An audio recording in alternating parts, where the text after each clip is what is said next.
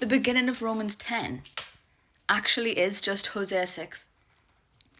Brethren, my heart's desire and prayer for Israel is that they might be saved.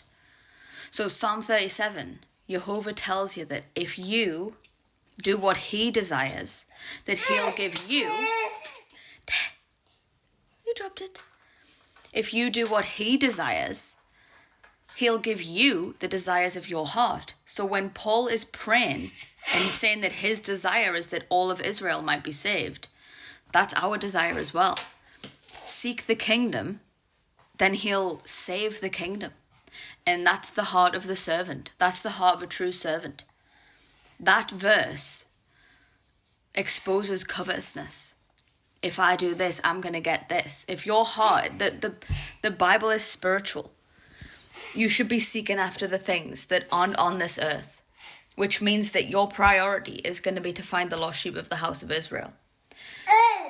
And that's what Paul means by his heart's desire and prayers that Israel might be saved. So then Psalm 37 says that if you do what Jehovah delights in, he'll give you the delights of your heart.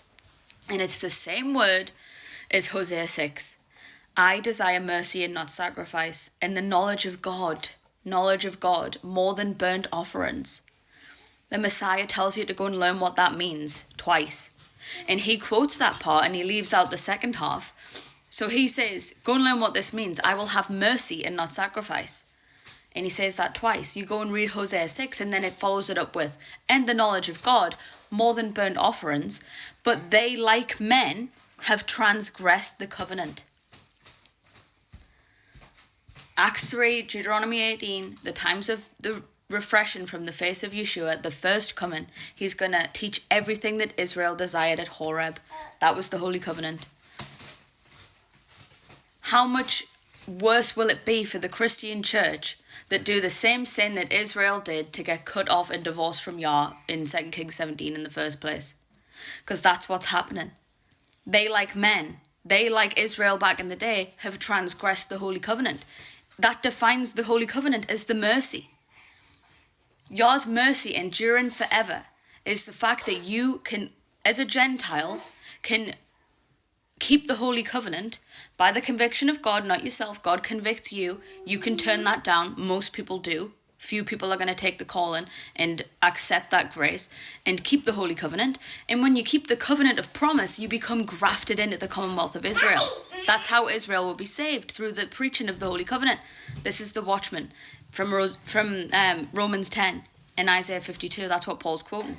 So it says, Paul says that the desires of his heart is that Israel will be saved. Psalm 37 tells you that if you do what Yah desires, teaching the Holy Covenant, Hosea 6, he'll give you the desires of your heart, which is that he's going to save the people. Isaiah 65, for his servant's sake, he won't destroy everyone in great tribulation. He's going to preserve the ignorant. He's going to preserve the people in the church that wanted the truth and could never hear it.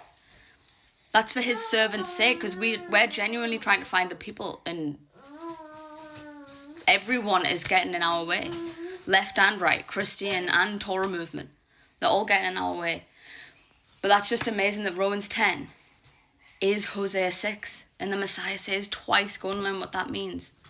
It means you're going to enter into the love of God and the love of your neighbor. Keep it in teaching the Ten Commandments, that Israel might be saved.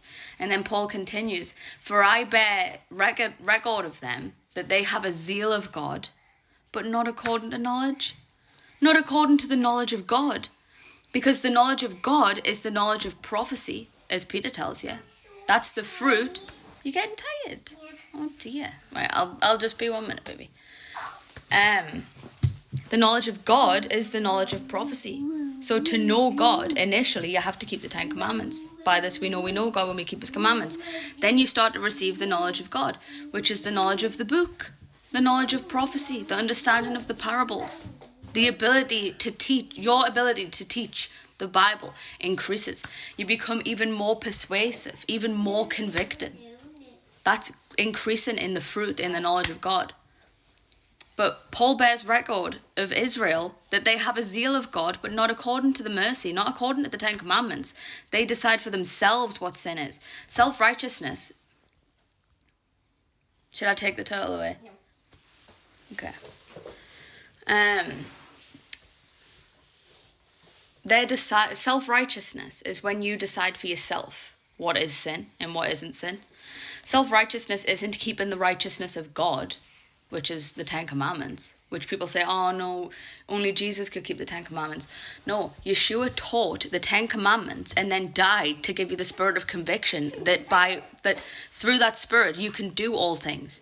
You can keep the Ten Commandments and you can teach them to your neighbour and you can endure the afflictions that come along with that, because rest assured you'll be hated for it. And that's why he gave you the Beatitudes, to say, blessed are ye when this happens. But if you keep persevering and have the patience of the saints and continue to find the people and rebuke the church and love your neighbour as yourself and feed the corn and wine to your enemies, the church, he's going to save them.